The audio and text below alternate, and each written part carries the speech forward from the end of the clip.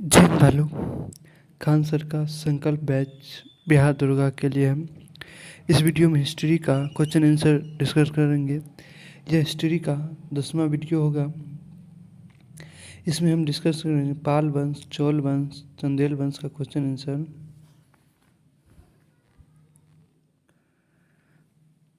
पहला क्वेश्चन है, पाल वंश का संस्थापक कौन था? पाल वंश के संस्थापक कौन था? तो आंसर होगा गोपाल। दूसरा है, निम्नलिखित में से किस पाल वंश के शासक ने विक्रमशिला विश्वविद्यालय की स्थापना की थी? तो आंसर होगा धर्मपाल। तीन होगा, सेन शासक मूलतः शासक करते थे। सेन शासक मूलतः शासन करते थे। तो आंसर होगा पश्चिम बंगाल में। चार है, सेन शासकों की राजधानी थी। सेन शासकों की राजधानी थी। आंसर होगा लखनऊती। पाँच है, गढ़वाल वंश की स्थापना किसने की? गढ़वाल वंश की स्थापना किसने की थी? तो आंसर होगा जयचंद्र देव, मतलब चंद्रदेव। छः है, कीर्तंगन कृत्य कल्पतरु नामक ग्रंथ की रचना किसने किया है? तो आंसर होगा 6 का बी लक्ष्मीधर। 7 है, संस्कृति कवि श्री हर्ष किसके दरबार से संबंधित है? संस्कृति कवि श्री हर्ष किसके दरबार से संबंधित है? तो आंसर होगा जयचंद्र से। 8 है, चौहान वंश की स्थापना किसके द्वारा की गई थी? चौहान वंश की स्थापना किसके द्वारा की गई थी? तो आंसर होगा वासुदेव। 9 है, पृथ्वीराज तृतीय के दरबार में निम्नलिखित में से कौन रहता था? पृथ्वीराज तृतीय के दरबार में निम्नलिखित में से कौन रहता था? तो आंसर होगा चंद्रवदाई। 10 है, चंदेल वंश की स्थापना किसने की थी? चंदेल वंश की स्थापना किसने की थी? तो आंसर होगा ननकू।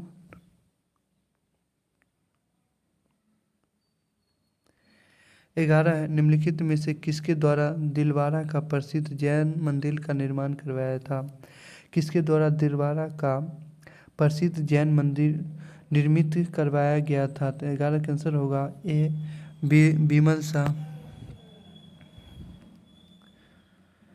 12 है, निम्नलिखित में से किस चालुक्य वंशीय शासक ने मोहम्मद गौरी को पराजित किया था? तो आंसर होगा भीम द्वितीय। 13 है, निम्नलिखित में से किसके नेतृत्व में भारत पर पहला सफल मुस्लिम आक्रमण हुआ था? निम्नलिखित में से किसके नेतृत्व में भारत पर पहला सफल मुस्लिम आक्रमण हुआ था? आंसर होगा बी मोहम्मद बिन कासिम के नेतृत्व में भारत पर पहला सफल मुस्लिम आक्रमण हुआ था। 14 है, मोहम्मद बिन कासिम के समय सिंध पर किसका शासक था? मोहम्मद बिन कासिम के समय सिंध पर किसका शासन था? तो आंसर होगा 14 का ए दाहिर का।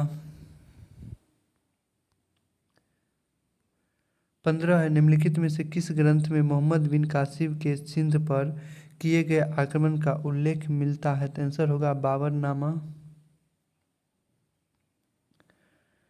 16 है, सर्वप्रथम जजिया कर लगाने वाला शासक कौन था? सर्वप्रथम जजिया कर लगाने वाला शासक कौन था? तो आंसर होगा मोहम्मद बिन कासिम।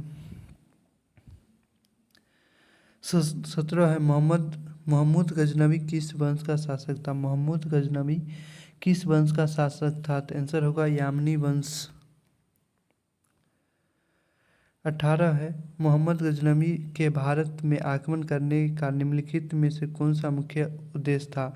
महमूद गजनवी के भारत में आक्रमण करने का निम्नलिखित में से कौन सा उद्देश्य था? तो आंसर होगा धन को लूटपाट करना। 19 है, मोहम्मद गजनवी द्वारा प्रचलित सिक्के किस नाम से प्रसिद्ध है? मोहम्मद गजनवी द्वारा प्रचलित सिक्के किस नाम से प्रचलित थे? तो आंसर होगा दिनार। 20 है, किताब उल यामनी तथा किताब ए यामनी किसकी रचना है? किताब उल यामनी तथा तारीख ए यामनी किसकी रचना है? तो आंसर होगा 20 का उतबी। 21 है, निम्नलिखित में से किसने बिहार पर आक्रमण कर नालंदा तथा विक्रमशिला विश्वविद्यालय को नष्ट कर दिया था? तो आंसर होगा बी, बख्तियार खिलजी। 22 है, तराइन का प्रथम युद्ध कब हुआ था? तराइन का प्रथम युद्ध 1191 में हुआ था। तराइन का द्वितीय युद्ध कब हुआ था? तराइन का द्वितीय युद्ध 1192 में हुआ था। 24 है, दिल्ली सल्तनत की स्थापना कब हुई थी? दिल्ली सल्तनत की स्थापना कब हुई थी? तो आंसर होगा 1206 में। 25 है, गुलाम वंश की स्थापना किसने किया था? गुलाम वंश की स्थापना किसने किया था? तो ऐबक ने, कुतुबुद्दीन ऐबक ने।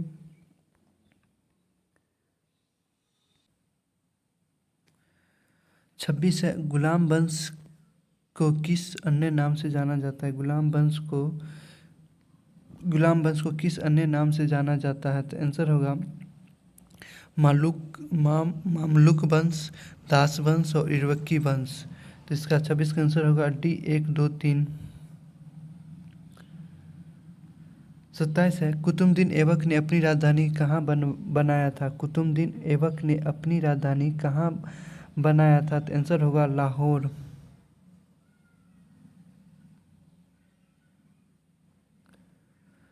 28 है, निम्नलिखित में से किसे लाख बख्श कहा जाता है? निम्नलिखित में से किसे लाख बख्श कहा जाता है? तो आंसर होगा डी, कुतुबुद्दीन ऐबक को।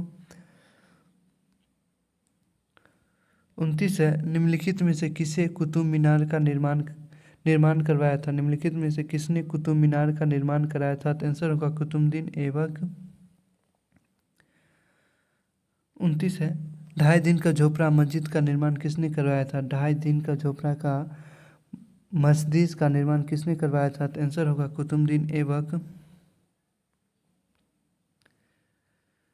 30 है, निम्नलिखित में से किसे गुलामों का गुलाम कहा जाता है? निम्नलिखित में से किसे गुलामों का गुलाम कहा जाता है? तो आंसर होगा इल्तुतमिश को। 31 है, दिल्ली सल्तनत का वास्तविक संस्थापक माना जाता है? दिल्ली सल्तनत का वास्तविक संस्थापक माना जाता है? तो आंसर होगा इल्तुतमिश को। 32 है, तबाक ए नासरी किसकी रचना है? तबाक ए नासरी किसकी रचना है? तो आंसर होगा मिजाल उल सिराज। 33 है, बलबन द्वारा कौन सी उपाधि धारण की गई थी? बलबन द्वारा कौन सी उपाधि धारण की गई थी? तो आंसर होगा उगलुक खान, जिले इलाही, खिलाफा एक शाही, इनमें से सभी। 33 का आंसर होगा इनमें से सभी। 34 है, किसने लौ एवं रक्त की नीति अपनाई थी? किसने लौ और रक्त की नीति अपनाई थी? तो आंसर होगा बलबन।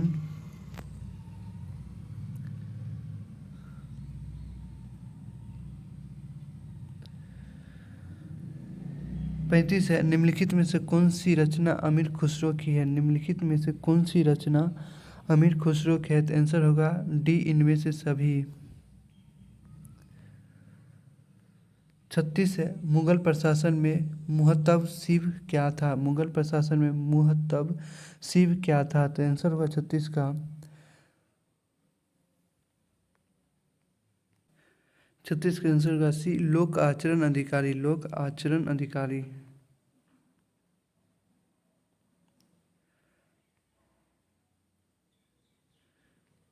37 है, किसे मोहम्मद बिन तुगलक ने अपना दूत बनाकर चीन भेजा था? किसे मोहम्मद बिन तुगलक ने अपना दूत बनाकर चीन भेजा था? तो 37 का आंसर होगा बी, इब्न तूतिया को।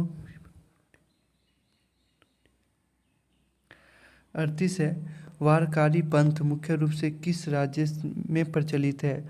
38 है, वारकारी पंथ मुख्य रूप से किस राज्य में प्रचलित है? तो आंसर होगा महाराष्ट्र। 39 है, अष्टप्रधान के अंतर्गत कौन वित्तीय और लेखा विभाग का प्रभावी प्रभारी था? अष्टप्रधान के अंतर्गत कौन वित्तीय और लेखा विभाग का प्रभारी था? तो आंसर होगा अमर्त्य। 40 है, सिकंदर लोदी के शासनकाल में निम्नलिखित में से कौन सा सुधार लागू किया गया था? सिकंदर लोदी के शासनकाल में निम्नलिखित में से कौन सा सुधार लागू किया गया था? तो आंसर होगा भूमि मापन और कर व्यवस्था में सुधार। 41 है, कृष्णदेव राय का संबंध निम्नलिखित में से किस राजवंश से है? कृष्णदेव राय का संबंध निम्नलिखित में से किस राजवंश से है? तो आंसर होगा तुलुल राजवंश। 42 है, मेरठ मस्जिद का संबंध किस संतलनकालीन शासक से है? मोठ मस्जिद का संबंध किस संतलनकालीन शासक से है? तो 42 का आंसर होगा सिकंदर लोदी। मोठ मस्जिद का संबंध सिकंदर लोदी से है। 43 है, राजा को अपने जनता से तथा जनता को उसके राजा से मुक्ति मिल गई, यह कथन किस शासन के संदर्भ में कहा गया है? तो आंसर होगा सी मोहम्मद बिन तुगलक। 44, किसका शासनकाल मध्यकालीन भारत का सबसे भ्रष्ट शासनकाल था? किसका शासनकाल मध्यकालीन भारत का सबसे भ्रष्ट शासनकाल था? तो आंसर होगा फिरोज शाह तुगलक। 45 है, फिरोज शाह तुगलक द्वारा अशोक के कितने स्तंभों को दिल्ली लाया गया था? फिरोज शाह तुगलक द्वारा अशोक के कितने स्तंभों को दिल्ली लाया गया था? तो आंसर होगा 2। 46 है, किसके शासनकाल में लज्जत ए सिकंदर शाही की रचना हुई थी? किसके शासनकाल में लज्जत ए सिकंदर शाही की रचना हुई थी? तो आंसर होगा सिकंदर लोदी के शासनकाल में। 47 है, अनाज के ऊपर कर समाप्त करने वाला मध्यकालीन शासक निम्नलिखित में से कौन से था? अनाज के ऊपर कर समाप्त करने वाले मध्यकालीन शासक निम्नलिखित में से कौन था? 47 का आंसर होगा ए फिरोज शाह तुगलक। 48 है, किसका काल वजारत का स्वर्ण काल माना जाता है? किसका काल वजारत का स्वर्ण काल माना जाता है? तो आंसर होगा तुगलक काल का।